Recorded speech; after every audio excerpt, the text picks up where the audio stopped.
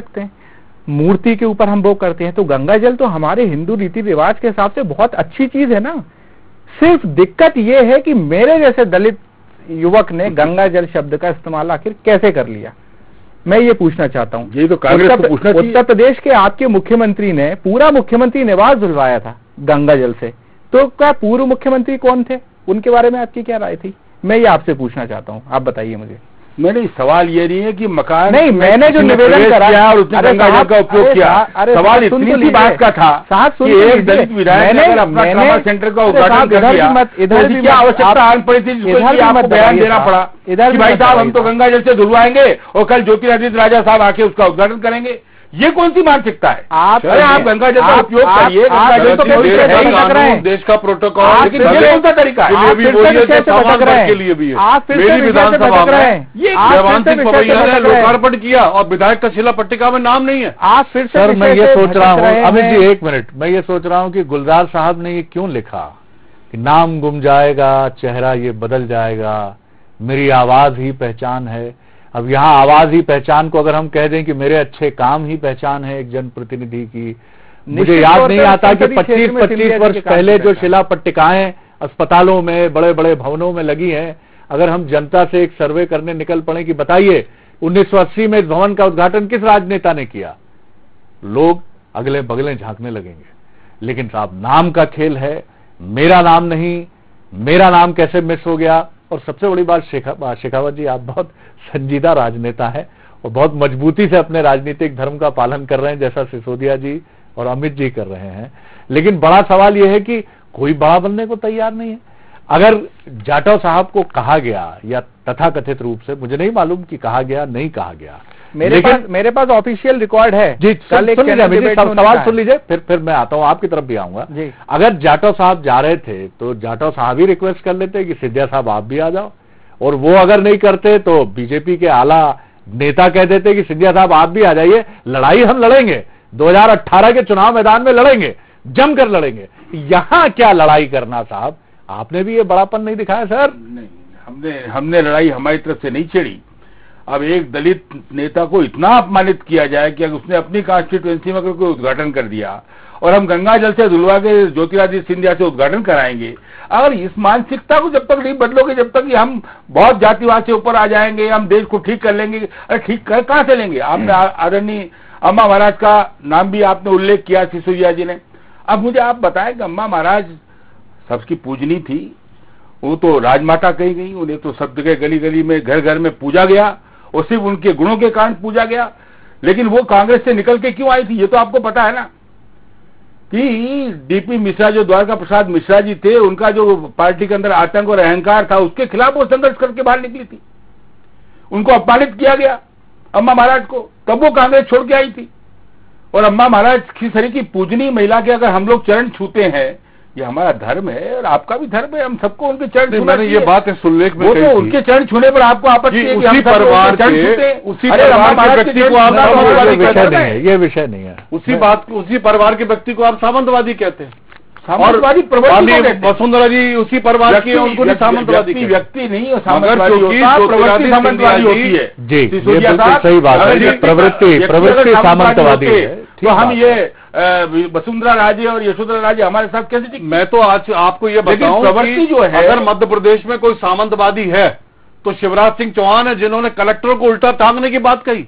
क्या प्रजातंत्र में ये बात करनी चाहिए? उन्हें ये कहा कि जनता के साथ में अन्याय कर रहे हैं, उनकी बातें नहीं मान रहे हैं, उनको क्यों उल्टा से आपने एक कलेक्टर को उन्हीं से पैसे ले रहे हैं, उन्हीं से पैसा खा रहे हैं, उन्हीं को उल्टा टांगने की बात सुनना पड़ेगा। मुझे लग रहा है हम विषय से अलग हट रहे हैं, मुझे लगता है हम विषय से अलग हट रहे हैं, विषय पर हम आए।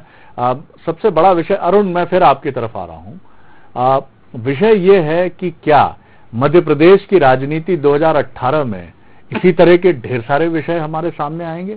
मतलब मुझे लगता है कि ये सरकार जो 2003 में भारतीय जनता पार्टी की मध्य प्रदेश में बनी, इसका एजेंडा था विकास, विकास और विकास, और बार बार ये दावा किया गया। और अब तो चुनाव में मुद्दा भी विकास ही है, क्योंकि अगर हम बात करेंगे 2018 में तो कांग्रेस के 2003 के और 1998 से 2003 के टेन्योर की हम बात नहीं करेंगे, क्योंकि 15 साल बीजेपी के मध्य प्रदेश में पूरे होने जा रहे होंगे और बात होगी कि बीजेपी ने मध्य प्रदेश में क्या किया। 15 साल का तो माननीय मैं आपसे निवेदन करना चाहता हूँ कि अब सिर्फ बात तो विकास ही की करना चाहिए। 15 साल के अंदर जो प्रदेश का चरित्र और चाल बदली है, या उसकी तरफ निगाह तो करिए। निगाह कर रहे हैं तो बात कह रहे हैं। आप तो एक तरफ गंगा जल से धोने की बात कर रहे हैं, जो हम कह रहे हैं किया है गरीबों का, किसानों का से, और जो सिंचाई आज, लेकिन सर हम बात किन मुद्दों पर कर रहे हैं, किन मुद्दों पर हम बात कर रहे हैं? सड़कें कहाँ पहुंच गई?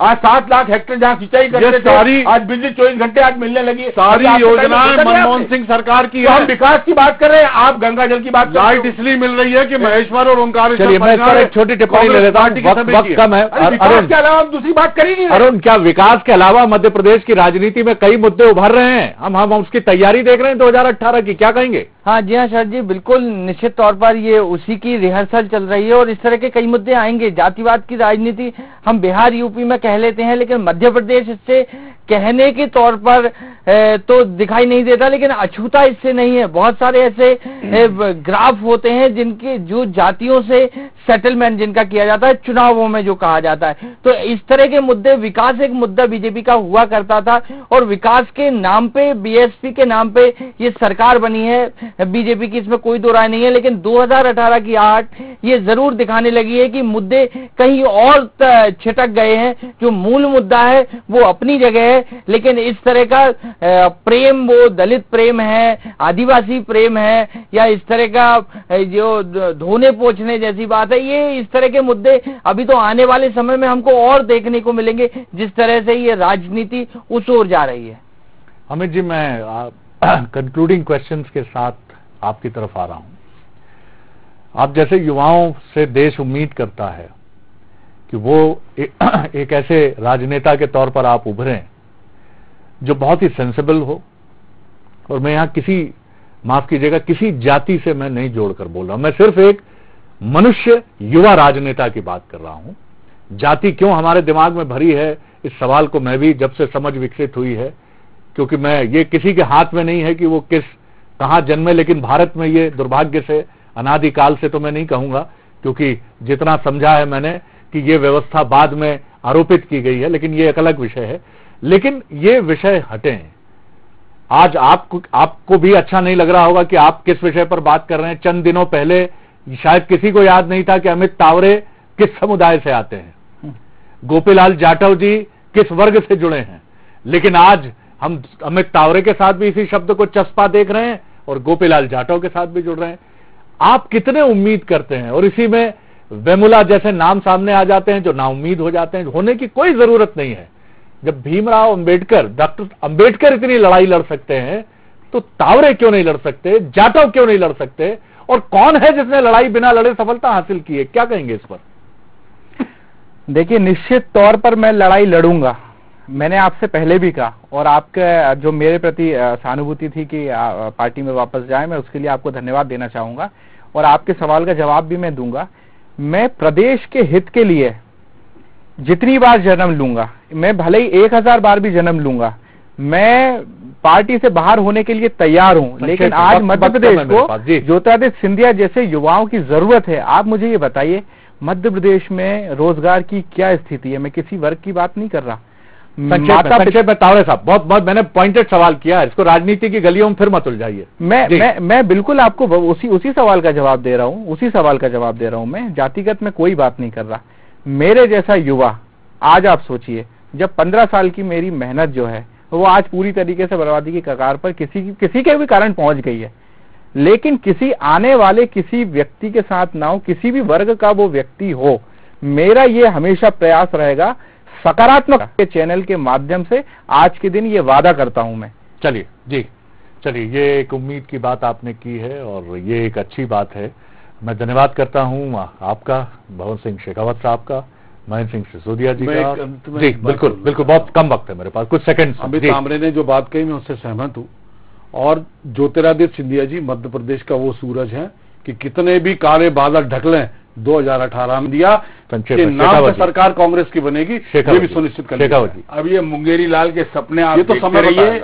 अभी तो प्रतिस्पर्धा में आप ये तय करिए कि आपके पास चेहरा है कौन सा, कमलनाथ को लाएंगे कि ज्योतिरादित्य को लाएंगे। भारतीय जनता पार्टी शिवराज सिंह चेहरे के साथ जाएगी, और विकास के नाम पर जाएगी। और जो 13 साल में भारतीय जनता पार्टी ने शिवराज सिंह के नेतृत्व में जिस प्रकार प्रदेश की तस्वीर और तकदीर बदली है, यही हमारा चुनाव का मुद्दा रहेगा। मैं बहुत धन्यवाद करता हूं, मैं बहुत धन्यवाद करता हूं आप सभी पैनलिस्ट का। अरुण, आपका भी बहुत बहुत धन्यवाद। ये एक बात अजीब सी है, लेकिन भारतीय राजनीति का सच है। हम बार बार ये बात कहते हैं कि नाम गुम जाएगा, चेहरा ये बदल जाएगा, लेकिन भारतीय राजनीति का ये सच है कि यहां जाति का ये जो साइन बोर्ड है, ये क्या इसी तरह चमकता रहेगा। लेकिन मैं नाउमीदी की बात नहीं करूंगा। केदारनाथ सिंह की उस कविता की बात मैं जरूर करूंगा कि मौसम चाहे जितना खराब हो, निराश नहीं होती हैं कविताएं, शायद यही है अगर मैं भूल रहा हूं तो। मौसम चाहे जितना खराब हो, निराश नहीं होती हैं कविताएं, वे किसी अदृश्य खिड़की से हर आने जाने वाले को देखती हैं और बुदबुदाती हैं धन्यवाद धन्यवाद। तो वो सुबह भारतीय राजनीति की वो खिड़की जरूर खुलेगी, जिस खिड़की से भंवर सिंह शेखावत भी मुस्कुराएंगे, महेंद्र सिंह सिसोदिया भी मुस्कुराएंगे। लेकिन हमको न ये याद होगा कि ये सिसोदिया हैं, ये शेखावत हैं, और ये लाल जैकेट पहने जो एंकर बैठा है ये द्विवेदी है। और आपके जहन में ये चल रहा होगा कि अमित जी बैठे हैं तो इनकी जाति क्या है, द्विवेदी जी की जाति क्या है, शेखावत जी की जाति क्या है और सिसोदिया जी की जाति क्या है। यकीनन वो सुबह आएगी और आनी चाहिए, और हम उस दिशा में बढ़ रहे हैं। ये चीजें चलती रहेंगी, लेकिन अंतरात्मा रूपी ये जो भीतर एक तत्व है, ये जरूर कहेगा कि भूल जाइए सब कुछ, मनुष्य के तत्व को याद रखिए। मनुष्य ही अमरत्व को प्राप्त होता है, मनुष्य में ही देवत्व छिपा है और सब कुछ मिथ्या है। भले ही दार्शनिक अवधारणा है, लेकिन सत्य है। मंथन न्यूज पर खबरों का सिलसिला जारी है, आप लगातार बने रहिए। अगली बार फिर मिलेंगे आपसे जुड़ी हुई एक और पेशकश लेकर। नमस्कार।